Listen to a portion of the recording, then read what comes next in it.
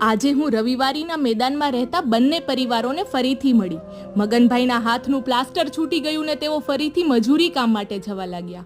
તેમની સાથે વાત કરતા તેઓએ ચિંતાથી કહ્યું કે ઉનાળાની ગરમી તો અમે સહન કરી લીધી, પણ હવે આગામી ચોમાસાની ચિંતા છે. છેલ્લી વરસાદી ઋતુમાં બાળકો ભીના રહેવાથી ખૂબ જ બીમાર પડી ગયા હતા. મેં તેઓને વરસાદથી બચવા તાડપત્રી આપી ત્યારે આખો પરિવાર સાથે મળીને તેને ગોઠવવા લાગી ગયો. આ કોઈ વૈભવી ઘર ના હતું, પણ માત્ર તાડપત્રીથી તેમની સલામતી અને સુરક્ષા વધતા તેમની ખુશી તેમની આંખોમાં દેખાતી હતી. જીગાએ કહ્યું કે દીદી, હવે ચોમાસામાં અમે ભીના નહીં થઈએ અને બીમાર નહીં પડીએ.